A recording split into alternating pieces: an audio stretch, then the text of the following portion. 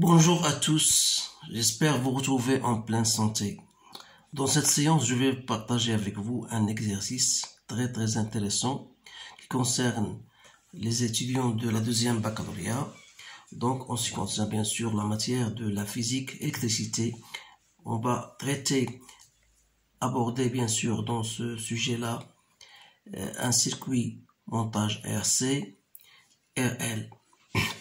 Alors ça compose bien sûr des questions très intéressantes.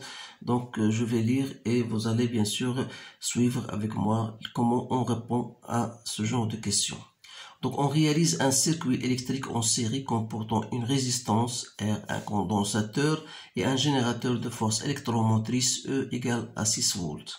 Donc à l'instant T égale à 0, on ferme l'interrupteur. La première question, établir l'équation différentielle vérifiée par la tension U de C.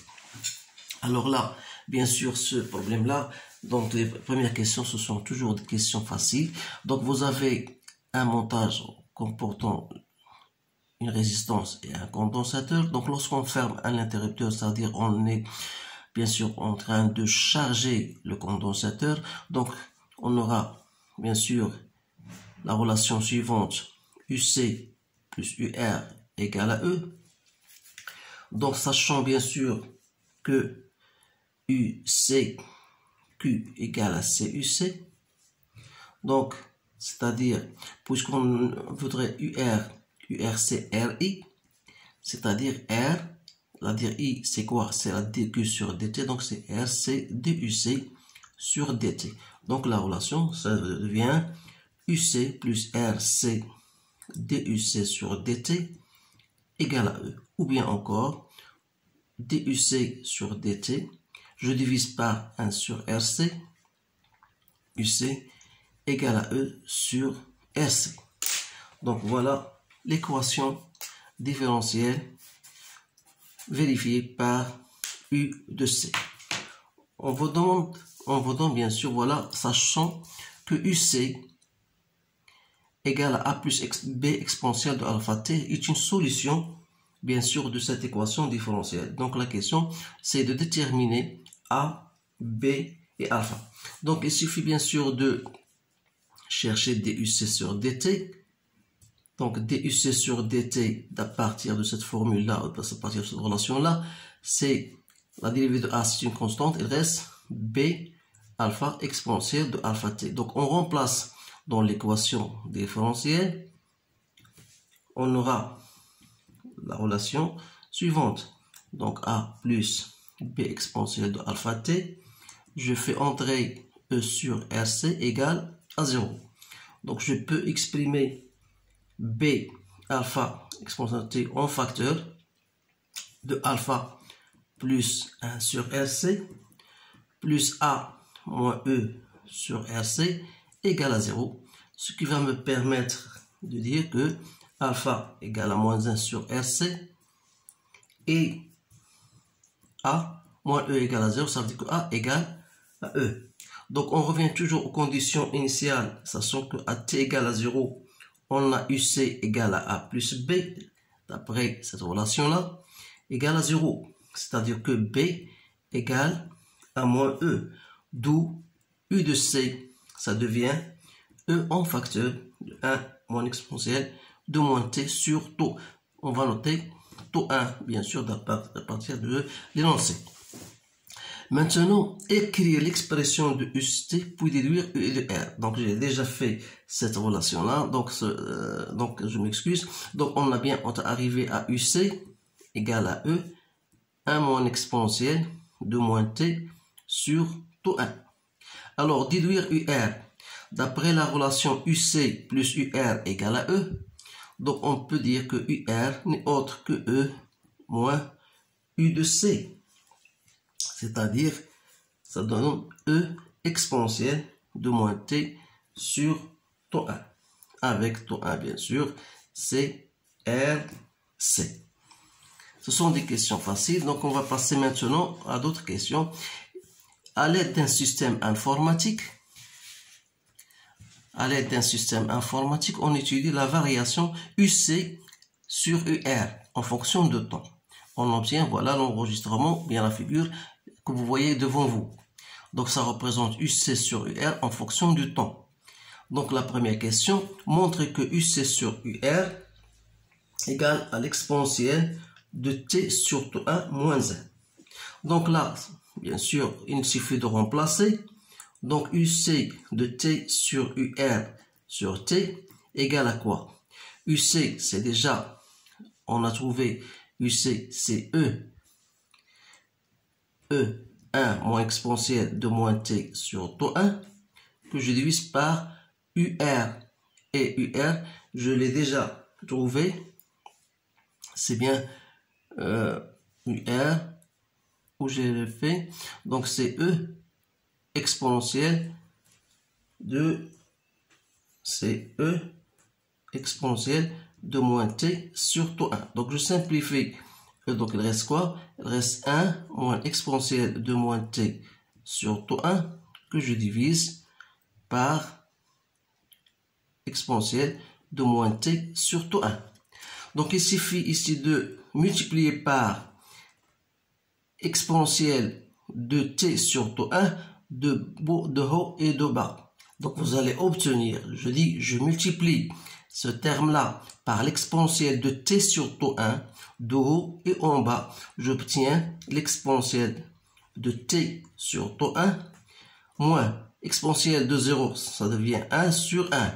Donc voilà, c'est bien cette expression qu'on voudrait trouver.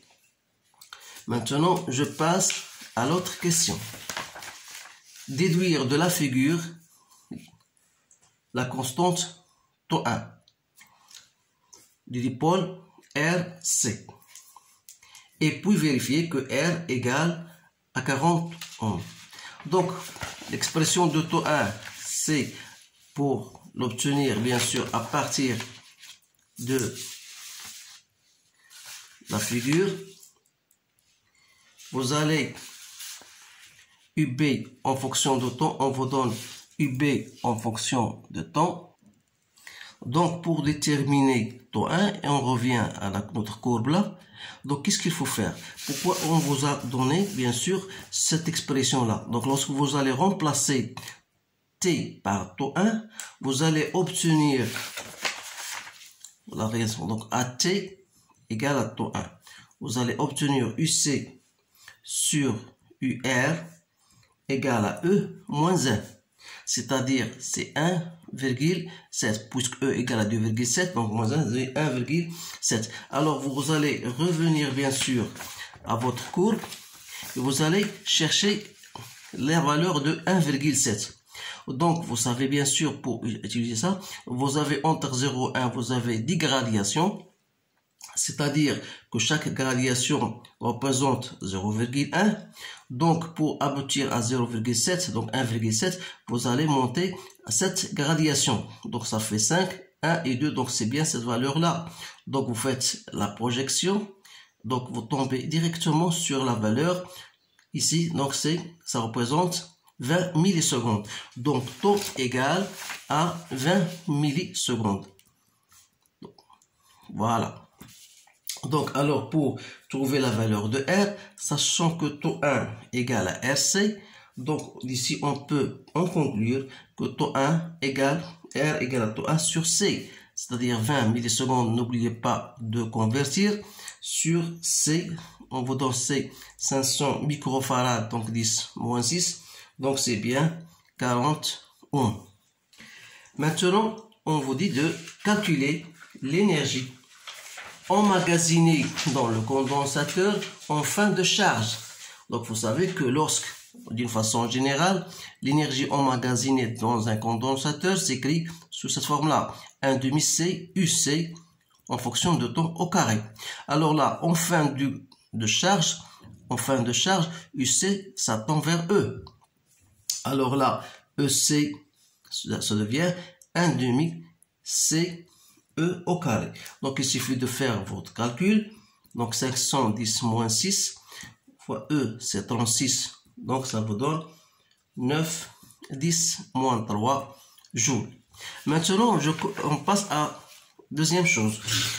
Notre relation à notre circuit. Donc, vous avez devant vous un circuit RL. Donc, bien sûr, à partir, ou bien à l'aide d'un système informatique approprié, on représente, bien sûr, la variation de UB en fonction du temps. Donc, qu'est-ce qu'on vous demande?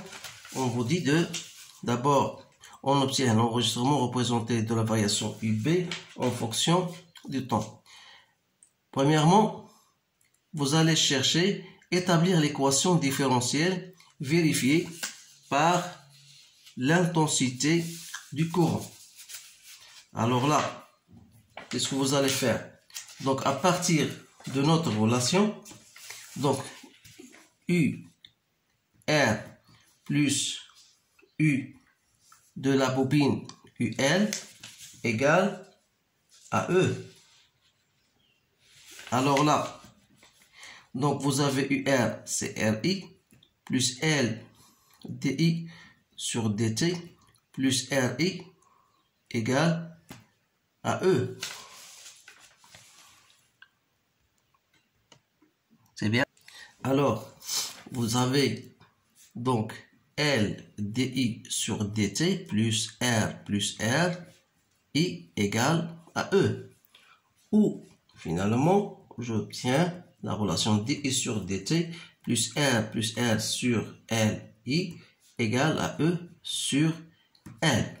Donc voilà votre équation vérifiée par l'intensité du courant.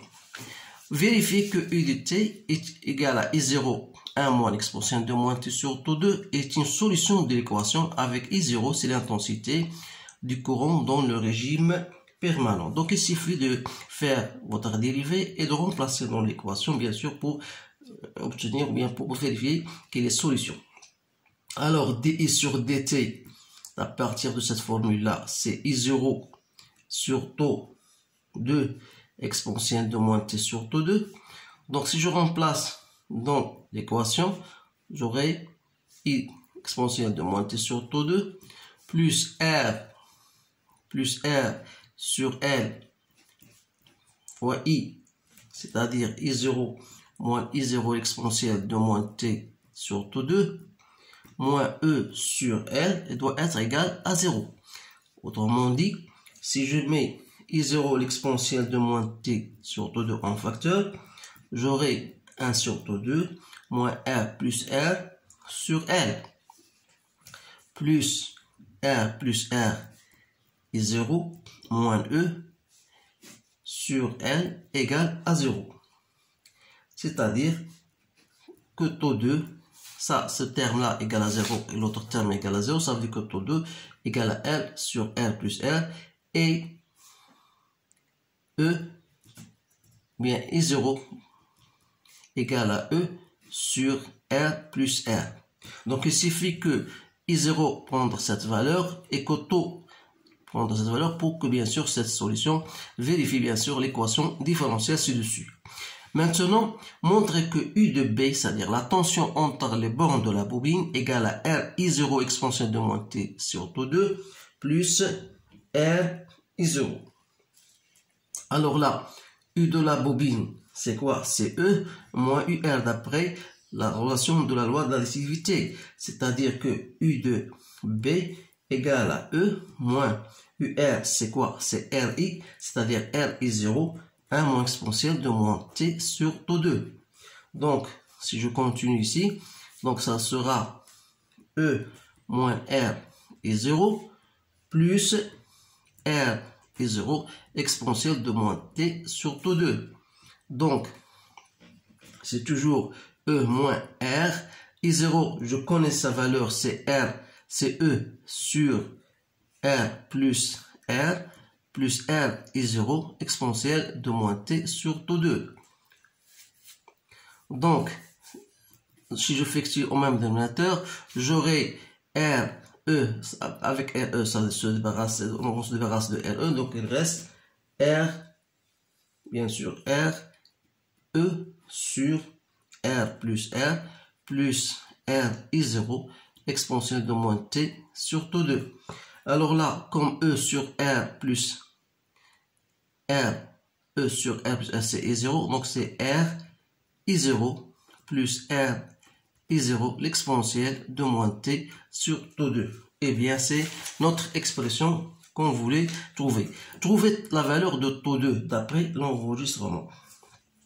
Donc taux2, c'est facile. Donc, vous pouvez la retrouver facilement à partir de, bien sûr, on vous demande, voilà, on vous donne la figure, bien l'enregistrement de U de B en fonction de temps. Alors, voilà, vous avez la tangente de la courbe à l'instant t égale à 0. Donc, et vous avez ici l'asymptote, bien sûr, horizontale. Donc, l'intersection de cette asymptote-là avec l'équation, avec la droite, qui représente la tangente, cette point intersection, vous faites la projection, vous trouvez, voilà, directement, c'est 20 millisecondes.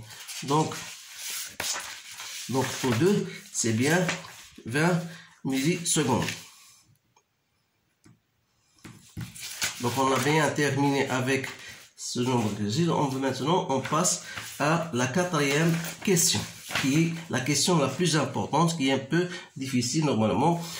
On va la travailler plus doucement. Alors, ici, on vous dit de montrer que R égale RT' moins taux2 sur taux2, où T' est l'abscisse du point d'intersection de la tangente avec T égale 0 avec l'axe des temps. Voilà, vous avez la tangente et l'intersection de cette droite-là avec l'axe des temps, c'est T'. Voilà le point T'. Donc, on vous demande de déterminer l'expression de R en fonction de ce T'. Alors là, qu'est-ce qu'il faut faire? Vous savez en mathématiques que l'équation de la tangente s'écrit tout simplement sous la forme f' en un point x0. On note, voilà, y égale f' de x0, x moins x0 plus f de x0. On va, et par analogie, donc y, ça représente quoi? Ça représente UB. Donc f', c'est la dérivée de UP par rapport au temps. Au point x0 qu'on note à t égale à 0. Donc on va noter t égale à 0. Et x0, si t à 0, c'est 0. Donc plus quoi? Plus u de b à t0. Donc c'est toujours d de ub sur dt à l'instant t égale à 0 fois t. ub à l'instant t égale à 0, c'est bien e. Alors là, il suffit de terminer du de b par rapport au temps au point 0. Donc, il faut chercher d'abord la dérivée au instant t donné, qui n'est autre que moins r i0 sur, revenez à l'expression de ub, bien sûr. Donc, l'exponentielle de moins t sur taux2. Alors là, ça veut dire que dub sur dt, à l'instant t égale à 0, n'est autre que moins r i0 sur taux2. Donc, si je remplace, alors, donc, l'expression déjà trouvée, UB, c'est quoi? C'est moins R I0 sur taux2 multiplié par T plus E. Donc, l'intersection de cette tangente avec l'axe des abscisses se traduit tout simplement par UB égale à 0. Ce qui veut dire que moins R I0 sur taux2 fois T plus E égale à 0. Donc, c'est-à-dire que T, donc il suffit ici de trouver T, donc on va noter normalement T' comme dans l'énoncé, voilà. Donc T' n'est autre que E taux2 sur R I0. C'est-à-dire que E taux2 égale à R I0 ou à T'. Et comme I0 c'est E sur R plus R, voilà, reste T'. Donc voilà E taux2. Je simplifie par E, ça me donne taux2 égale à R sur R plus R fois T'. Donc de là, je tire R plus R, c'est quoi? C'est R T' sur taux2. D'où l'expression de R, c'est R T' sur taux2 moins R, soit R en facteur de T' sur taux2 moins 1. Donc c'est bien R T' moins taux2 sur taux2. Donc c'est bien la valeur de l'expression de R. Donc une fois j'établis cette expression, je peux calculer R et R'. Donc T', bien sûr, d'après la figure, bien d'après l'enregistrement,